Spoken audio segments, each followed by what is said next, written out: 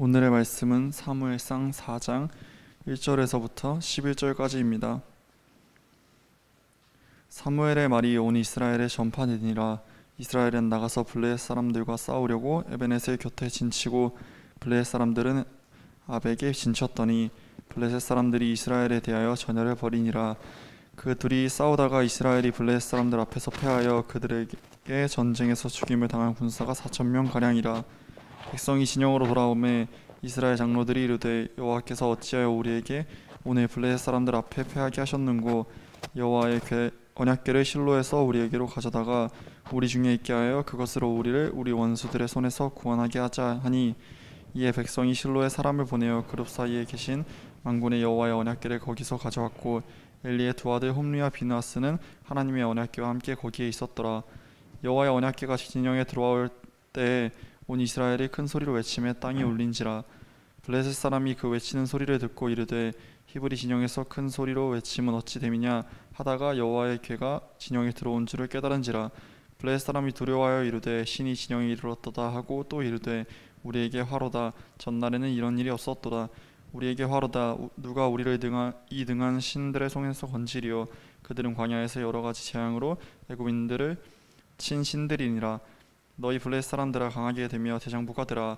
너희가 히브리 사람의 종이 되기를 그들이 너희의 종이 되었던 것 같이 되지 말고 대장부 같이 되어 싸우라 하고 블레셋 사람들이 쳤더니 이스라엘이 패하여 각기 장막으로 도망하였고 살육이 심히 커서 이스라엘 보병에 엎드러진 자가 3만 명이었으며 하나님의 궤는 빼앗겼고 엘리의 두 아들 홈리와 비느하스는 죽임을 당하였더라.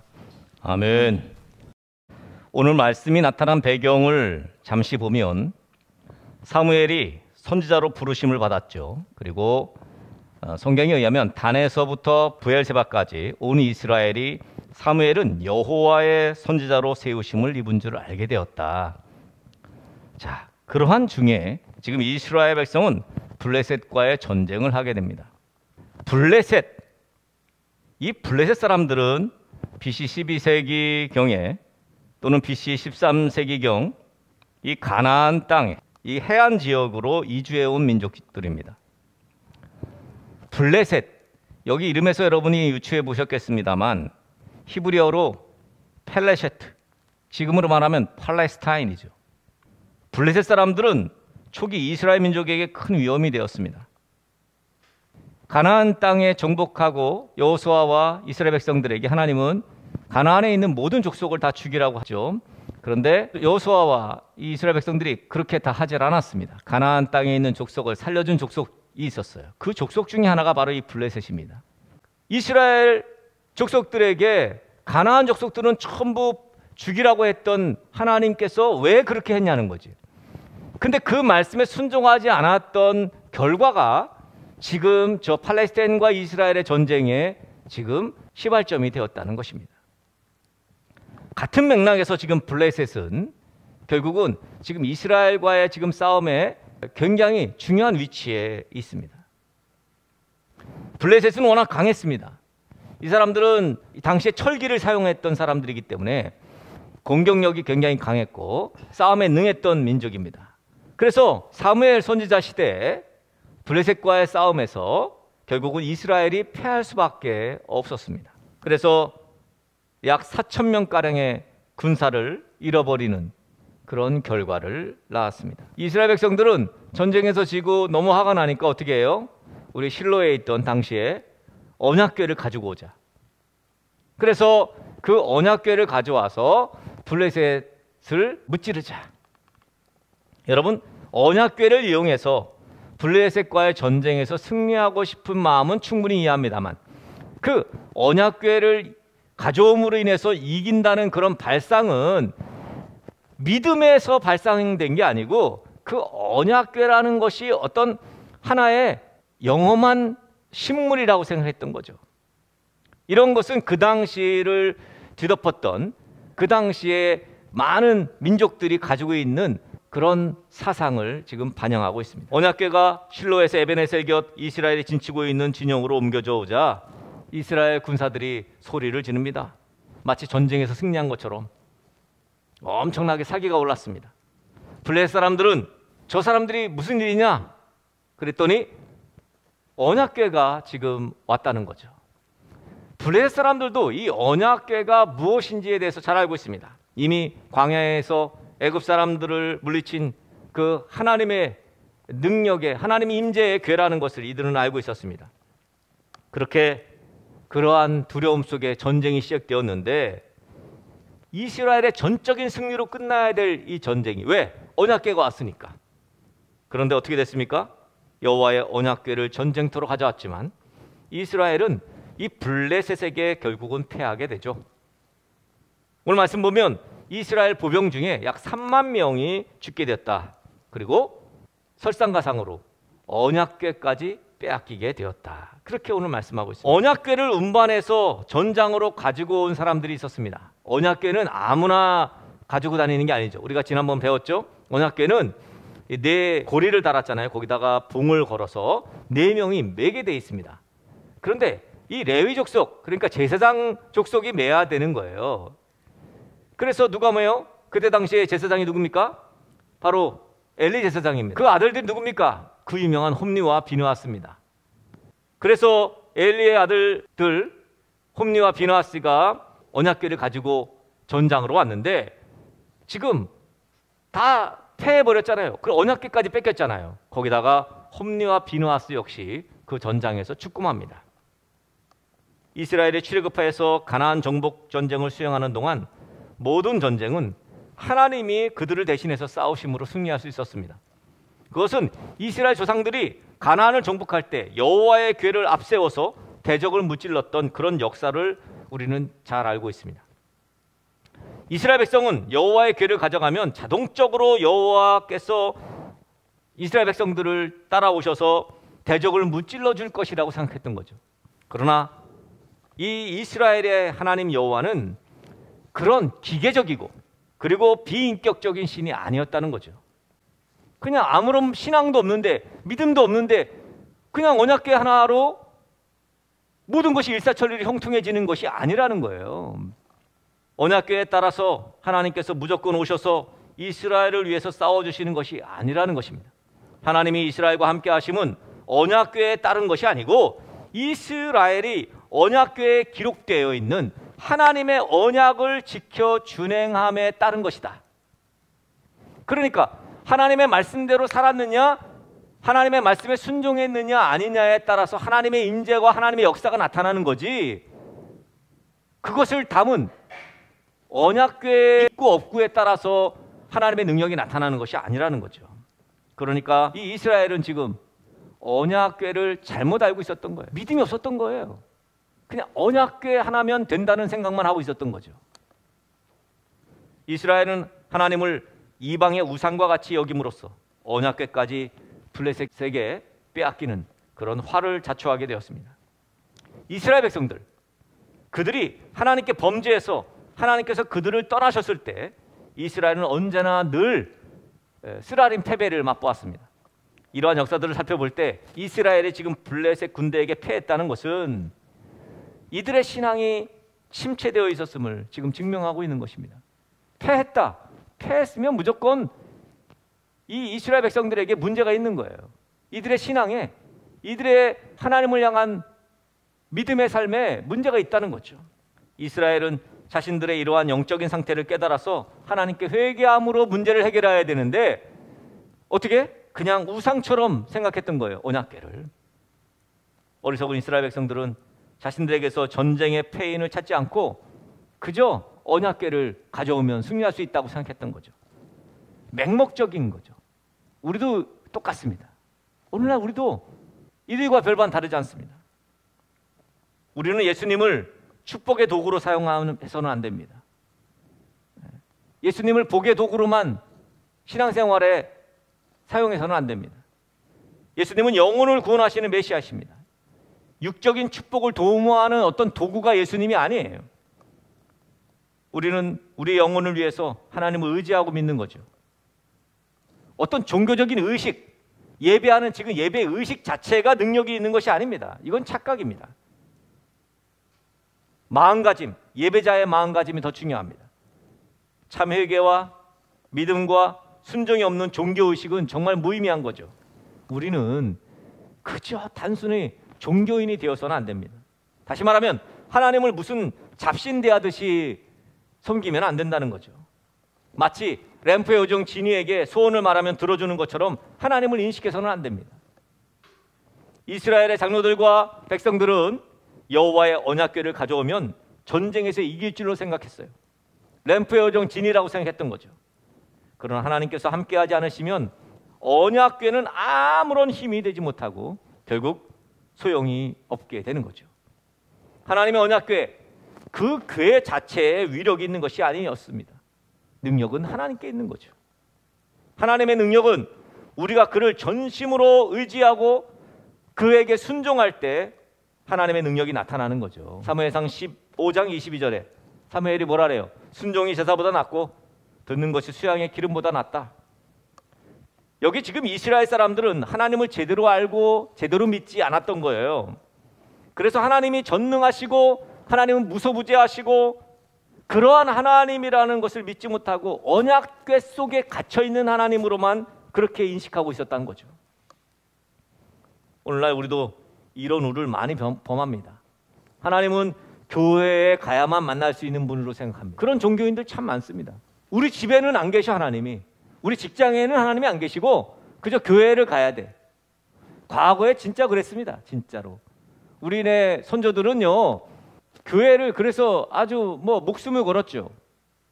그래서 그 옛날에는 이 강대상 위에 아무나 못 올라오게 했잖아요. 여기가 무슨 제사장이 속죄일 1년에 한 번씩 속죄일에 속죄소 들어가서 번제를 드리는 그런 곳처럼 생각했던 거지. 그러니까 올라가면 그냥 막 혼을 내고 종교적인 형식주의. 바로 이것이 이스라엘 백성들이 지금 보여주고 있는 아주 대표적인 언약궤에 대한 발상 자체가 종교적인 형식주의라는 것입니다. 다시 말씀드립니다만 하나님은 어디에든지 계십니다. 결국 이스라엘 백성들은 블레셋과의 전쟁에서 패하고 언약궤를 뺏기게 되죠. 언약궤는 그 자체가 하나님 임재의 상징이었습니다. 그러니까 백성들은 블레셋과의 전쟁에서 패한 것도 패한 것이지만 언약궤를 빼앗겠다는 것이 더욱 원통한 일이었죠. 뭔가 하나님을 빼앗긴 것처럼. 사실상 오늘 본문의 블레셋과의 전쟁은 하나님의 다루심입니다.